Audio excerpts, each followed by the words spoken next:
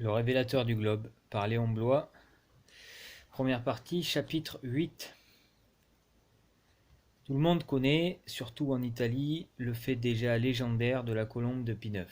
Ce fait, accueilli par un assez grand nombre d'âmes enthousiastes comme une sorte de miracle, mérite d'être rappelé parce qu'il exprime assez distinctement la beauté et la force persistante d'une des formes les plus antiques du symbolisme chrétien. Au mois de juin 1846, Grégoire XVI venant de mourir, le cardinal Mastai Ferretti, alors archevêque d'Imola et pape 15 jours plus tard, se rendait à Rome pour le conclave. En traversant Fossombrone, petite ville des Marches, la voiture, arrêtée pendant quelques instants, fut naturellement environnée par la foule. Un prince de l'église est toujours un spectacle, et surtout en un moment de vacances du Saint-Siège où tout cardinal peut être élu pape. Tout à coup, descendant du haut désert, une colombe blanche vient se poser sur la voiture. La foule bat des mains et pousse à l'envi l'expressive acclamation familière au peuple des États pontificaux « Evviva, Evviva ». Mais comme les cris n'effraient point la colombe, la pensée vient au spectateur que cette apparition est un présage. Quelques-uns peut-être se rappellent ce futur roi de Rome, Tarquin l'Ancien, sur lequel un aigle se posa au moment où, pour la première fois, il se rendait dans la ville éternelle. D'autres songent au pape saint Fabien, qu'une colombe avait désigné de même au suffrage du peuple et des évêques, et les acclamations redoublent. Evviva, Evviva, voilà le pape. On prend un long roseau, comme il en pousse aux abords des fossés en Italie, et l'on frappe doucement l'oiseau. Il s'envole, mais il revient, reprend sa place sur la voiture, et y demeure immobile. Alors l'enthousiasme est au comble. Oui, voilà le pape de la colombe. On les suivit en courant jusqu'aux portes de la ville. Là, seulement, l'oiseau reprit son envol et alla se reposer sur la porte même de la prison, où étaient détenus plusieurs condamnés politiques. De quelque manière qu'il plaise à la critique d'accueillir cette anecdote, et même en la supposant apocryphe, elle n'en est pas moins confirmative de l'opinion universellement accréditée que les papes sont, en une manière, élus et couvés par l'oiseau baptismal qui symbolise évangéliquement la troisième personne divine.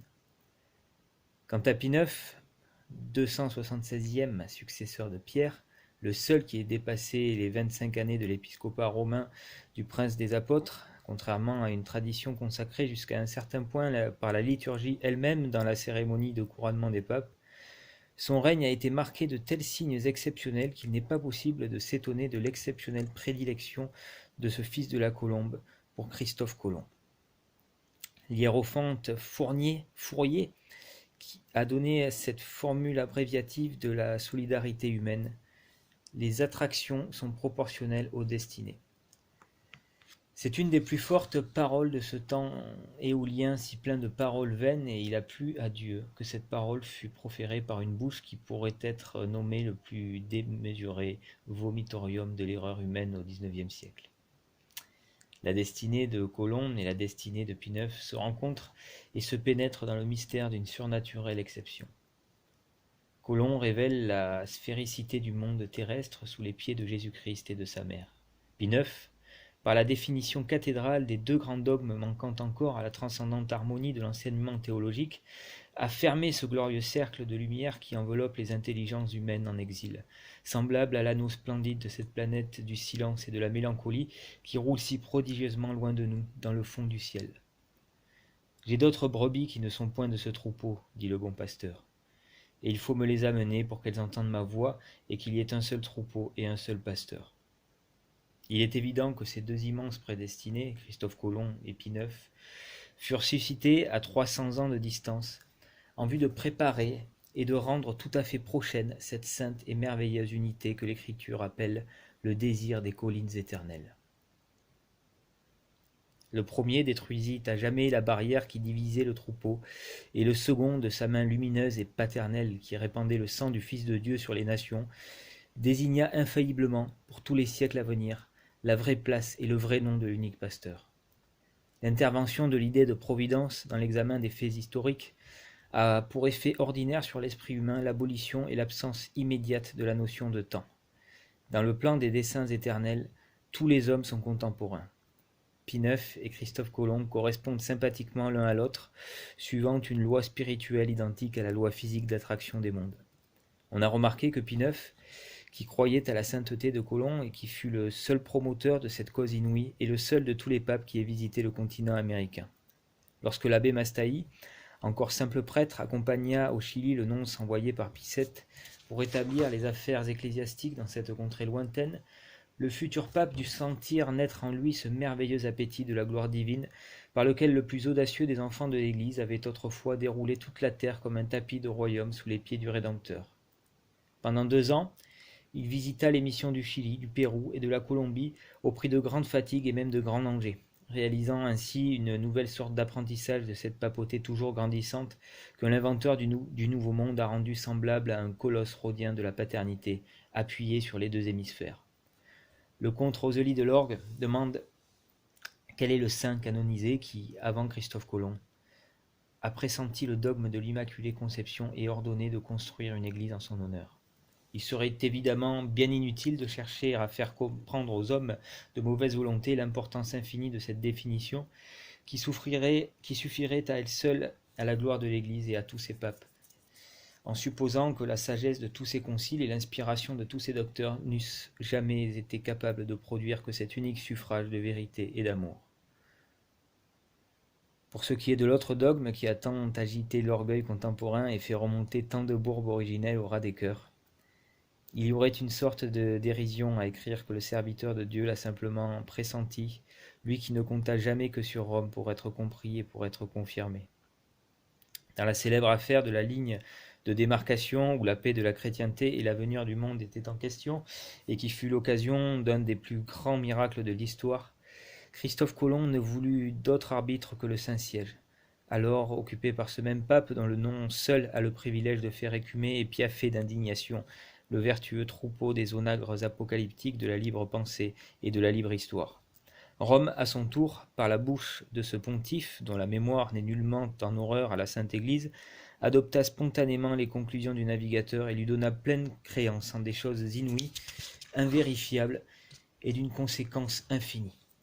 Renvoyant ainsi à ce messager du Christ, par une exception sans exemple, l'honneur presque divin d'un arbitrage qui était son privilège absolu et sa réserve sacrée. Il n'y eut certainement jamais aucun saint aux yeux de qui Rome ait été plus indubitablement l'Église. Christophe Colomb ne pensa qu'à elle et ne travailla que pour elle jusqu'à sa mort. Sa miraculeuse histoire n'est pas autre chose que l'odyssée de cette magnifique sollicitude qui le fait tant ressembler à saint Paul. À peine débarqué de son premier voyage de découverte, sa première démarche fut de conseiller au roi catholique de faire hommage au Saint-Siège des terres nouvelles et d'appeler sa bénédiction sur cette entreprise par une bulle qui protégerait ses conquêtes. Et il fut ainsi tout le reste de sa vie, son admirable cœur tendu vers Rome et n'ayant jamais pu considérer l'Espagne, devenue si grande par lui, que comme la plus précaire des patries ingrates, et peut-être même comme le pis-aller de la miséricorde de Dieu. Pour toutes ces raisons, et pour un assez grand nombre d'autres qui se déduisent aisément de l'histoire, il est clair que le pape de la Colombe devait aller naturellement à cette colombe. Sans être précisément un millénaire, il est permis de croire au triomphe futur de cet esprit d'amour, dont la colombe est le signe, que l'Église appelle sans cesse, et qui doit nous enseigner toute vérité, au témoignage de notre Seigneur dans l'Évangile de Saint Jean. Christophe Colomb et Pie IX semblent appartenir plus spécialement que d'autres à cet accomplissement imminent du règne de Dieu parmi les hommes. Aussi, l'intronisation de ce grand pape a-t-elle été le point de départ du mouvement de l'opinion catholique en faveur de Colomb. L'esprit qui souffle où il veut a passé sur ce roseau irrémédiablement brisé, sur ce flambeau qui ne fumait même plus, et tout à coup, le nom devenu presque banal de Christophe Colomb a pris un sens nouveau et s'est mis à resplendir comme un météore. Voici le résumé très rapide du progrès de cette réhabilitation. Depuis l'année 1846, date de l'élévation de Pie IX à la chaire de Saint-Pierre, un nombre incroyable de publications et d'œuvres d'art de toutes sortes relatives à Colomb attestaient dans les diverses parties du monde chrétien une subite et singulière préoccupation de la conscience universelle, lorsqu'en 1856, la première histoire complète du héros chrétien, rédigée par ordre du souverain pontife, fut édité à Paris et précisa d'une manière définitive la question hagiographique, sans toutefois rien préjuger et sous la réserve absolue de l'infaillible décision de l'autorité religieuse. Je le disais au début, ce livre fit dans notre société peu croyante tout le bruit qu'on pouvait attendre d'une publication aussi fermement catholique. La renommée de cette gloire chrétienne renaissante se répandit par le monde dont le pauvre pilote génois avait divulgué la grandeur. On s'étonna du nimbe surnaturel qui venait illuminer soudainement cette figure douloureuse et grandiose, émergeant d'une obscurité de 4 siècles à la voix du pasteur des âmes. Les cœurs fidèles, qui savent ce que c'est qu'un saint, et combien il importe à Dieu d'être glorifié dans ses élus, exultèrent à cette nouvelle et voulurent enfin connaître la vraie vie et la vraie mission de l'inventeur de l'Amérique dans l'unique récit catholique qui en ait été fait. Néanmoins, l'œuvre du comte Rosely de Lorgue, âgé de plus d'un quart de siècle, est encore trop peu connue. Le seul peut-être de tous les écrivains qui ait quelque crédit dans le camp des Philistins de la libre pensée et l'éclatant romancier critique Jules Barbet d'Orvilly en parla au lendemain de son apparition et, par une rare intuition prophétique, la vit telle qu'elle était, grosse de toutes ses conséquences, et l'annonça pour ce qu'elle est réellement devenue, c'est-à-dire le procès-verbal d'une canonisation future. Ce témoignage isolé eut, il est vrai, peu de retentissement dans le cloaque très ténébreux de l'indifférence contemporaine. Ça et là, les journaux hostiles à la rédemption proférèrent des injures ou d'ineptes railleries. L'histoire de Christophe Colomb courut, comme elle put, sa fortune. Jusqu'en 1869, époque de la postulation, l'épiscopat fut presque seul à s'en émouvoir à peu près partout. Aujourd'hui, ce livre s'est répandu dans un plus grand nombre de mains. La récente édition de la Librairie catholique va sans doute accélérer cette tardive popularité, et il faudra bien que les gens du monde s'y laissent prendre à leur tour, car la vérité, substance divine de l'amour, est forte et conquérante comme la mort. Dans une lettre extrêmement remarquable qui occupa quelque temps la presse européenne en 1866, Monseigneur le cardinal de Bordeaux, métropolitain des évêchés des Antilles, supplia le souverain pontife de vouloir bien autoriser l'introduction de la cause de Christophe Colomb devant la sacrée congrégation des rites. La majeure partie de l'épiscopat français soutint de ses vœux la démarche du vénérable cardinal que la France vient de perdre. Un certain nombre d'évêques donnèrent leur adhésion formelle à la lettre de son éminence. Les ecclésiastiques de divers diocèses ajoutèrent leur voix à celle des premiers pasteurs. La presse espagnole elle-même appuya ce projet de béatification par une étrange contradiction avec le mépris et la haine séculaire de la nation pour son bienfaiteur. Son éminence, le cardinal archevêque de Burgos, transmit à son collègue de Bordeaux des congratulations patriotiques au nom de l'épiscopat d'Espagne et joignit son adhésion personnelle à la demande de béatification. En Amérique, cette idée fut acceptée avec faveur par la presse de divers États. Au Brésil, elle inspira un poète. Dans les deux continents, plusieurs pays protestants montrèrent leur franche sympathie pour la cause de Christophe Colomb.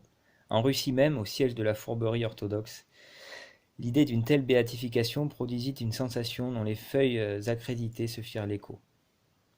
Plusieurs évêques, ayant alors médité la vie de Christophe Colomb, écrivirent directement à sa sainteté. De la mer des Antilles et de l'océan Indien, des demandes furent adressées à Rome.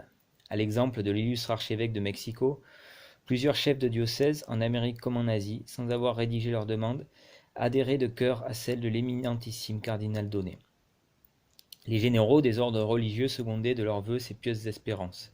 L'année suivante, un des plus doctes et des plus renommés prélats d'Italie, Monseigneur Andrea Charbas, archevêque de Gênes, adressa à son tour au souverain pontife une lettre dans laquelle, reconnaissant les difficultés extrêmes que présente l'introduction de la cause de Christophe Colomb, par suite de la nécessité de se conformer aux règles posées par le pape Benoît XIV, il suppliait sa sainteté de vouloir user de son autorité souveraine pour introduire cette cause toute exceptionnelle par voie d'exception. Enfin, la convocation du concile œcuménique à Rome semblait offrir aux représentants de l'Église une favorable occasion de décerner une marque de gratitude à ce chrétien héroïque. Monsieur le comte Rosely de Lorgue, postulateur officiel, quoique laïque, adressa au père du concile un mémoire pour rappeler les droits de Christophe Colomb à un témoignage solennel de reconnaissance. Sur l'avis d'un grand nombre d'archevêques, d'évêques et de consulteurs, une postulation fut rédigée qui suppliait le chef de l'Église de vouloir bien déférer aux vœux des fidèles et, usant de sa souveraineté apostolique, ordonnait l'introduction de cette cause par voie exceptionnelle. Un certain nombre de prélats ayant quitté Rome aussitôt après leur vote sur l'infaillibilité, il fut convenu que, dès la reprise de la session, la postulation serait proposée publiquement à la signature des pairs du concile. Plusieurs d'entre eux devaient faire une motion relative à la cause de Christophe Colomb. Dans un ouvrage spécial, M. le comte Rosely de Lorgue a donné le texte entier de la postulation qui portait déjà la signature de cardinaux, de primats, d'archevêques, d'évêques et de vicaires apostoliques de différentes régions du globe. Lorsque le châtiment de la France et l'intrusion bestiale des spoliateurs du Saint-Siège, en mettant obstacle à la réunion de l'Assemblée œcuménique, ont ajourné cette question dont l'opportunité était si généralement proclamée. La vénération bien connue de Pie IX pour cet admirable serviteur de Dieu, son pieux désir de mettre sa poussière miraculeuse sur les saints actuels et l'acclamation unanime et presque spontanée des pères du Concile ont donc enfin rappelé, depuis 10 ans, l'attention des chrétiens sur l'histoire de Christophe Colomb. Aujourd'hui, cette grande cause est plus que jamais pendante devant l'Église. La postulation a déjà recueilli d'innombrables suffrages. De tous les points du globe, plus de 600 évêques ont envoyé leur adhésion particulière aux postulateurs. Chiffre véritablement inouï et plus que suffisant pour emporter l'universelle adhésion de la chrétienté. Voilà, en aussi peu de mots que possible, l'historique de la cause de Christophe Colomb, l'apôtre de la croix et le messager de Jésus-Christ. Dieu n'a pas permis que Pie IX en vît le triomphe sur la terre, mais il lui reste la gloire d'en avoir été le promoteur. Et le monde saura, quelque jour, ce que c'est qu'une telle gloire. En attendant, l'Église universelle va prononcer dans toute la force de l'autorité infaillible qu'elle tient de son chef, et l'Esprit Saint qui l'inspire et qui fut naguère porté par Christophe Colomb sur les eaux inexplorées de l'océan, saura vaincre les derniers obstacles de l'ignorance ou du satanisme, exactement au jour et à l'heure marquée de toute éternité pour cette justice. Il y a quelques années, un évêque qui laisse humblement sa piété planer comme un aigle au-dessus de son intelligence reprochait à Christophe Colomb de ne pas ressembler à saint Benoît Labre ou au curé d'Ars. Évidemment, ce prélat n'est pas de ces hommes que le silence des astres épouvante, selon le mot de Pascal. Loin de là, c'est un supérieur ecclésiastique des plus corrects et qui doit réaliser d'une manière parfaite l'idéal gallican de la dévotion. In pietate insigni minime singularis, c'est-à-dire la haine de toute singularité, de toute exception, de toute transcendance, la défiance instinctive de tout enthousiasme et de tout magnanime emportement. Pour de tels esprits, l'exaltation de l'amour est toujours une ridicule extravagance, le lyrisme de la pensée un regrettable délire, et les plus sublimes perceptions du génie une absurde recherche de midi à 14 heures. C'est ainsi qu'il leur plaît de s'exprimer. Quant à leur admiration pour saint Benoît Labre et le curé d'Ars, il n'y faut pas trop compter. Les saints ont toujours été des hommes singuliers, disait Massillon. Et certes, il paraît difficile de l'être plus que le fameux pèlerin mendiant, devenu acceptable aujourd'hui parce que l'Église a parlé et qu'il y a 100 ans qu'il est mort, mais qui passa sa vie, ainsi que le curé d'Ars, à recevoir les leçons et les réprimandes d'une foule d'hommes sages et modérés dont la piété était ainsi, sans le moindre alliage de singularité. Toutes les fois que Dieu veut faire un très grand saint, il fait comme pour Job. Il commence par lui envoyer les petites et faciles épreuves, tels que les voleurs, le feu, la tempête, la ruine, le deuil et l'abandon, la nudité, l'insulte, le fumier et les plus horribles ulcères. Jusque-là, rien ne dépasse la commune mesure des forces humaines et le diable seul a été déchaîné. Mais si ces épreuves préliminaires ont été supportées avec constance, si le sujet n'a point péché par ses lèvres, alors Dieu donne le coup suprême et définitif qui frappe l'homme comme une monnaie d'or à son effigie, et qui fait ressembler à des caresses voluptueuses tout ce qui a précédé.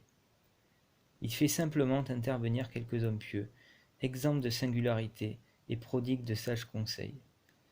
Christophe Colomb, plus étonnant que saint Laurent, endura ce grill pendant 18 ans avant sa première expédition, et depuis la découverte jusqu'au moment de sa mort, il ne connut d'autre adoucissement que d'y être retourné par des mains implacablement vertueuses. Il nous est recommandé par le Seigneur lui-même de respecter nos évêques qui sont les successeurs des apôtres. Mais en même temps, le sage livre nous fait un précepte de reprendre notre ami et notre prochain. Coripe amicum, coripe proximum. Qui donc nous est plus amis et plus proches que ceux-là, qui sont chargés de nous paître et de nous instruire. Et comment les dernières brebis du troupeau pourraient-elles être blâmées avec justice quand elles s'élancent au secours de leurs pasteurs près de défaillir. La discipline de l'Église ne saurait être offensée d'une respectueuse hardiesse de langage, et l'histoire des saints évêques fourmille d'exemples de cette charitable audace, dont leur humilité sut profiter et qui fut pour eux l'occasion d'un redoublement de sollicitude. Dans la troisième partie de cet ouvrage, qui traitera de quelques obstacles suscités à l'introduction de la cause de Christophe Colomb, j'aurai trop d'occasions de cette sorte de remontrance pour ne pas en avertir dès à présent les esprits timides qu'une pareille témérité pourrait scandaliser ou faire souffrir. Ceux-là peuvent se dispenser de me lire, car ce n'est pas à eux que je m'adresse. Au risque de me couvrir de ridicule, je déclare mon ambition de ne parler qu'à des âmes débordantes de désir et enthousiastes comme la flamme. C'est le moyen de n'obtenir que les 1200 lecteurs révérés par le sceptique Stendhal, et avec la grâce de Dieu, ce petit nombre doit suffire. S'il entre dans les desseins éternels, que le révélateur de la création soit enfin glorifié sur cette terre ingrate dont il doubla l'étendue. Cependant, je ne puis achever ce paragraphe sans parler d'un autre prélat dont l'excessive prudence ne saurait être un obstacle à la cause, mais qui pourrait, avec raison, m'accuser d'inexactitude si j'avais l'air, en négligeant d'inscrire son refus, de le compter pour une unité dans l'énorme chiffre déjà mentionné des adhésions épiscopales. Le comte Rosely de Lorgue ayant envoyé le postulatum à l'archevêque d'Auch, monseigneur de Langallery, reçut, au mois de novembre 1879, une réponse de sa grandeur, qui déclarait ne pouvoir se décider à signer cette pièce, à cause, disait-elle, de son insurmontable répugnance. Un mois après, le même archevêque écrivait qu'un premier succès sérieux obtenu à Rome pourrait peut-être déterminer son adhésion. Ainsi, le désir si connu et si formellement exprimé de Pie IX, l'acclamation à peu près unanime des pères du Concile et le suffrage de la plupart des évêques du monde, enfin l'étonnant concert d'une multitude de voix sacerdotales ou laïques implorant ce grand acte de justice de tous les points du globe, tout cela ne paraît pas à monseigneur d'Auch un grelot convenablement attaché, et il tremble de se compromettre en ne se laissant précéder que de la moitié de l'univers. Le cardinal archevêque de Bordeaux, le vénérable et regretté pontife qui osa le premier, au milieu du silence universel, supplier le Saint-Père pour Christophe Colomb, dut lui sembler étrangement téméraire. Suivant les idées de monseigneur d'Auch, le scrupule en ces sortes d'affaires ne pourra jamais être poussé assez loin, et en le supposant même excessif, c'est à peine s'il commencerait à cesser d'être insuffisant. Les apôtres, dont il s'honore d'être un des successeurs, ont bien pu avoir la simplicité des colombes, mais ce serait peut-être hasarder beaucoup que de leur supposer la prudence des serpents recommandés par le Maître. Car enfin, ils n'ont pas montré cette sainte répugnance épiscopale qui aurait contenu l'emportement juvénile de leurs ailes, et nous ne serions pas réduits à nous demander aujourd'hui s'ils n'auraient pas mieux fait d'attendre un premier succès du christianisme pour commencer leur prédication. De la répugnance pour la cause du Christophe Colomb, certes, je dois me souvenir que je parle en ce moment d'un vénérable et vertueux pasteur, d'un de ces hommes comblés d'honneur que le pape appelle « mon frère ». Mais je ne puis oublier que le même mot étonnant fut prononcé il y a 3 ans à la tribune parlementaire, je ne sais plus par quelle bouche ignoble, et il s'agissait du Sacré-Cœur. La dévotion au cœur de Jésus-Christ donnait de la répugnance à cet avocat. Je sens bien que le rapprochement est effroyable, mais il est appelé par l'identité du mot, et les mots ont une métaphysique inexorablement substantielle et révélatrice. Si Christophe Colomb est vraiment un saint, ce que l'Église ne nous défend pas de supposer, il est fort effrayant d'avoir une pareille répugnance, et plus effrayante encore de ne pouvoir la surmonter. Voilà ce que j'avais à dire, respectueusement, à monseigneur d'Auch, dont j'aurais horreur de paraître mépriser le caractère et l'éminente dignité. Je sais bien que ce pieux archevêque adhérera de tout son cœur à la postulation quand elle aura triomphé, et qu'il honorera sans répugnance Christophe Colomb quand l'Église aura inscrit son incomparable nom dans les sacrés diptyques. Mais alors, sans doute, il comprendra combien il eût été plus honorable pour sa grandeur de pressentir et de presser cette décision.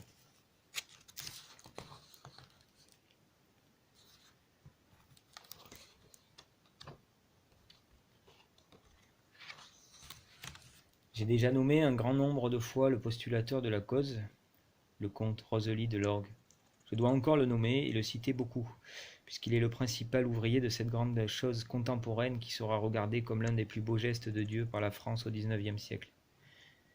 Si l'intérêt transcendant de la gloire de Christophe Colomb n'abolissait pas immédiatement autour de lui tout autre intérêt historique ou littéraire, ce serait un second acte de justice que de raconter la vie et les travaux de cet apologiste chrétien, si célèbre dans ce que j'appellerais le recto de ce siècle et maintenant dépassé par l'infâme cohue des saltimbanques oraculaires de l'antichristianisme. Mais un si vaste examen ne peut être enfermé dans une simple parenthèse biographique. Il faut plus d'espace et moins d'incidence pour parler d'un homme qui a informé philosophiquement la moitié de ses contemporains et qui fut le progéniteur intellectuel de Donoso Cortés. Il suffirait sans doute à la gloire du comte Rosely de Lorgue d'avoir écrit la vie de Christophe Colomb, comme personne peut-être ne l'eût écrite sans lui jusqu'au jour du jugement. Mais avant d'être historien, on doit se souvenir qu'il fut le rénovateur de l'antique apologie chrétienne qui avait été comme le vagissement littéraire de l'Église dans les 3 premiers siècles. Seulement, il renouvela ce genre vénérable en le rajeunissant et en le retrempant, comme le vieil esson de la fable, dans l'énorme cuve bouillonnante de tous les progrès scientifiques de l'esprit humain. Récipient monstrueux et babélique, image du profond chaos avant que le Verbe du Tout-Puissant en eût fait le suppôt de la lumière, tout s'y trouvait et s'y confondait dans ce mystérieux désordre harmonique qui précède ordinairement le grand ordre soudain que la Providence veut opérer. Le comte Rosely de Lorgue discerna profondément la vocation et la mission religieuse des temps modernes, et il déclara aux Athéniens de sa génération qu'ayant regardé en passant les divers simulacres de leur culte scientifique, il avait trouvé, comme saint Paul, un autel dédié au Dieu inconnu, et que cet objet de leur ignorante adoration était assurément le Père des Lumières et le Dieu des sciences.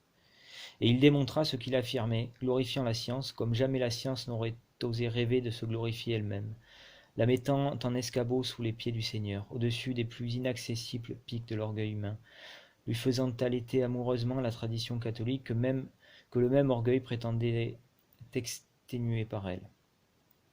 Enfin, retournant contre cette fille dénaturée du père du mensonge, la fameuse tentation de l'Évangile, et lui promettant tous les empires du monde et toute leur gloire si elle consentait à se prosterner devant le Fils de Dieu. Moins grand écrivain que Chateaubriand, si ce n'est par éclair, moins aigu et moins transperçant que de Maistre, le comte Rosely de Lorgue s'est montré infiniment supérieur par la doctrine au premier de ces 2 aigles, et il étreint, il l'enveloppe, mieux que le second, la vérité dont il s'empare ou l'erreur qu'il veut étouffer. Le plus connu de ses ouvrages philosophiques, Le Christ devant le siècle, a été traduit dans toutes les langues. Les deux autres, de date postérieure, Mort avant l'homme et La croix dans les 2 mondes, ont eu en France moins de retentissement, le premier surtout, je ne sais pour quelle raison. La croix dans les 2 mondes a ceci de particulier qu'elle fut le point de départ de la grande évolution par laquelle son auteur est devenu l'historien de Christophe Colomb. Le rôle providentiel de l'ambassadeur de Dieu lui est apparu spontanément, et l'élan d'intuition qui le lui fit apercevoir fut si complètement illuminateur que l'étude stricte et laborieuse qui vint ensuite n'ajouta presque rien à cette prime sautière à perception. L'effet, d'ailleurs, en fut tellement contagieux que c'est à la croix dans les 2 mondes que la ville de Gênes, honteusement ingrate pour le plus illustre de ses fils, comme je le montrerai plus loin, doit son monument à Christophe Colomb. Monument élevé par l'ordre du roi Charles Albert, étonné de l'insouciance des Génois après la lecture de ce livre. Telle fut aussi l'origine du choix de Pie IX, qui ne voulut pas d'autre historien pour son héros de prédilection que l'écrivain français favorisé d'une telle sagacité historique et qui justifia par là l'incertitude de Joseph de Maistre, se demandant si l'infaillibilité des papes ne va pas au-delà de ce qu'on suppose, et si elle ne porte pas quelquefois sur certains points extrêmement éloignés des conjectures de la raison chrétienne. Aujourd'hui, le comte Rosely de Lorgue, parvenu à l'extrémité de sa vie, pourrait, à ce qu'il semble, se reposer dans la force et dans la sérénité de sa vieillesse. Il pourrait regarder son œuvre comme accomplie, il pourrait dire que son âme est fatiguée du poids d'un si long jour et laisser à d'autres le noble souci du triomphe terrestre de la vérité. Mais il considère en chevalier l'extraordinaire honneur qu'il a reçu et il estime, comme il convient, la grandeur de son mandat. Il sent que tout son effort est nécessaire et qu'il doit à cette cause inexprimablement sainte jusqu'à son dernier souffle, puisqu'il a fallu que le fleuve humain coulât pendant 400 ans pour qu'il s'élevât près de Dieu. Cette clameur, cette unique clameur, de justice que le Seigneur Dieu n'entendra peut-être jamais plus. Tant que Christophe Colomb ne sera pas restitué officiellement à l'Église, l'ami et le fidéicommissaire de Pie IX ne sauraient se reposer, semblable en ce point au grand apôtre amiral qui ne pensa jamais que son œuvre fût achevée et qui ne se reposa que dans la mort.